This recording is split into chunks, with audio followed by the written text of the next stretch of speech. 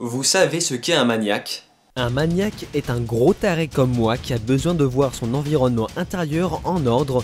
Tout doit être précis et propre. Certains maniaques ont tendance à être fanas des collections. Certains, tout comme moi, le font avec les jeux vidéo, on appelle ça un geek. Plus les choses sont en ordre, plus la cervelle du maniaque le sera et la liberté lui sourira. Moi par exemple, je rêve d'un jour pouvoir finir toute ma liste de jeux à faire pour pouvoir manger une banane à la fraise devant la cheminée tout en pensant à l'univers. Mais le maniaque ne s'arrête pas là. Il continuera sa quête en lisant des livres de Tolkien pour se préparer à l'épisode final de la saga de la Terre du Milieu. Pour ça, il me faudra lire les 3 livres du Seigneur des Anneaux, regarder les 3 films en version longue, relire Bilbo le Hobbit, lire Contes et légendes inachevées, lire le Silmarillion et revoir le Hobbit 1 et 2 en version longue pour me préparer pleinement au 3e opus. J'ai fini de lire La Communauté de l'Anneau et Les Deux Tours. Yes! Nous sommes le 4 décembre et à ce moment, je me rends compte que la bataille des 5 armées sort le 10 décembre, soit en moins d'une semaine. Et merde. Plan B. J'ai réservé mon week-end et je me suis rematé le Hobbit 1 et 2 en version longue pour me préparer pleinement au 3e opus.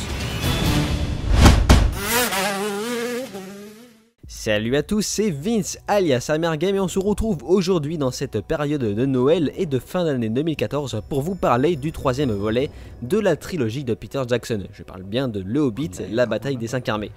Je vous recommande vivement, comme d'habitude, de voir ou revoir mes 2 premières vidéos se portant sur les 2 premiers films.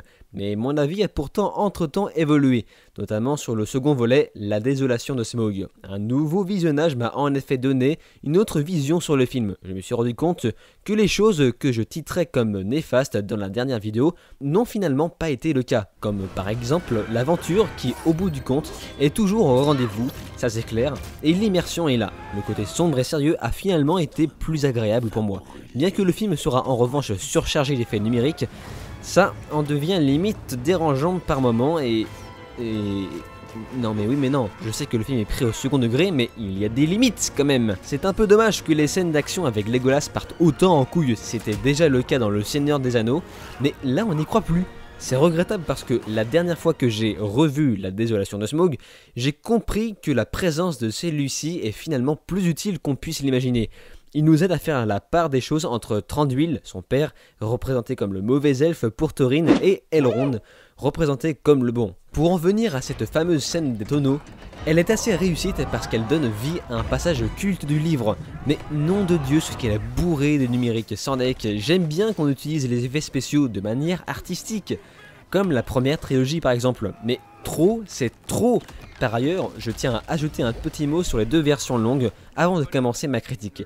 Donc autant les rajouts du premier sont assez inutiles, autant ceux de La Désolation de Smaug sont géniaux. Le fait d'avoir carrément dévoilé un personnage important à la saga tel Train, fils de Thor et père de Thorin, ou encore le fait d'avoir ajouté un de mes passages préférés du livre, celle de la rencontre des nains avec Beorn. Je vous garantis que ça m'a fait voir le film d'un nouvel œil. J'étais content et rassuré de voir cette scène dans ce film. Bon, c'est moins perçant que l'œuvre originale, mais elle est là quoi. Bref, nous arrivons donc au 3e film. Difficile de vous donner un avis simple et concret. C'est pourquoi je vais étaler le tout petit à petit en plusieurs branches. En commençant par l'introduction qui laisse à débattre.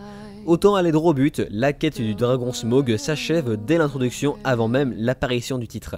Ça laisse à débattre car les avis sont assez tranchés. Et c'est la même chose pour moi. D'un côté, je me suis dit que ça aurait été tellement plus logique de terminer la quête du dragon à la fin du second volet. Tu vires les passages inutiles pour l'histoire et pas beau pour nos yeux et tu termines sur une fin réellement épique, dont l'introduction du 3.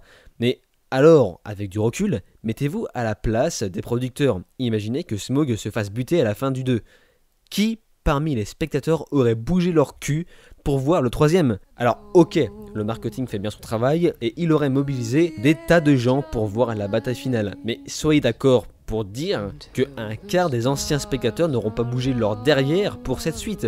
Ils l'auraient piraté. Donc voilà, difficile de savoir quel aurait été le bon choix pour cette introduction. Car d'un point de vue cinématographique, on a le droit à une introduction qui nous met directement dans le bain, exactement de la même manière que l'introduction des 2 tours. C'est à débattre. Parlons maintenant de la mise en scène et de la performance des acteurs, car certaines choses se gâtent de ce point de vue. Je ne remets pas en cause les scènes de bataille qui déboîtent bien comme il le faut, Ce que j'essaye de vous faire comprendre, c'est que j'ai l'impression que Peter Jackson est allé dans la facilité. Je pense surtout à la séquence où Thorin perd la tête de la même manière que son grand-père. Ça, j'adhère. Mais pourquoi et comment parvient-il à en sortir? Eh bien, on ne le sait pas. Le réalisateur a tenté de rattraper la chose en bombardant cette séquence en question d'effets de montage pourris comme des flashbacks immondes et des effets d'écho qui m'a donné envie de gerber. J'ai chié de l'or et je me suis rendu compte que l'or c'est de la merde.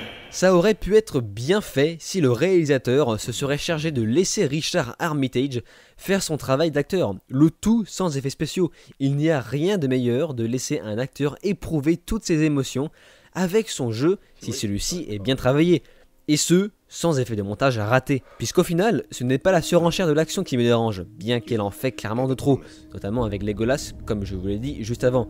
Dans ce troisième opus, ça en devient limite triste et dérangeant. Non, en vérité, ce qui me perturbe en plus grande partie, c'est la règle du pourquoi, où, quand, comment, qui ne s'applique pas.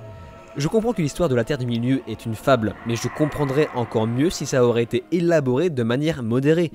Il y a trop de passages où je me suis demandé comment telle ou telle chose peuvent être réalisables. C'est de la fantaisie? Ok, est-ce que ça explique pourquoi une cloche d'or sort de nulle part pour détruire le mur de pierre de la montagne solitaire? Aïe! Si toutefois ça aurait été l'unique chose incohérente du film, je veux bien. Mais là c'est tout le temps. Tout comme Legolas et Toriel qui découvrent de manière arbitraire une forteresse d'orques qui n'apporte pratiquement rien à l'avancement de l'histoire.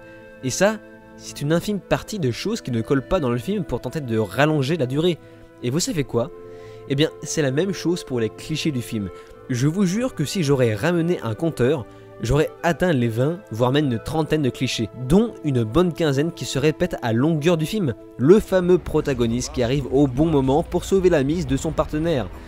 J'ai failli avoir une overdose, parce que comme je vous l'ai dit, si ça aurait été 2 ou 3 fois sur un film de plus de 2 heures, comme le premier et le second volet, ça va. Mais pas 20 fois? Stop Hollywood! On a compris que les gentils vont gagner, et qu'on ne me dise pas que ce n'est pas de la faute de Peter Jackson, puisqu'elle a été trop pris par le temps. Désolé, mais non, Peter est en tort du début à la fin. Ces clichés étaient facilement évitables, trop facilement même. À la limite, je peux en vouloir au producteur pour avoir tenté d'élargir son public en censurant bêtement le film. Vous avez pas peur de couper des têtes? Qu'est-ce qui vous choque de transpercer un corps? Ah oui, bien sûr, quand c'est un gentil qui se fait prendre, ça doit être censuré. Pardon, j'ai rien dit.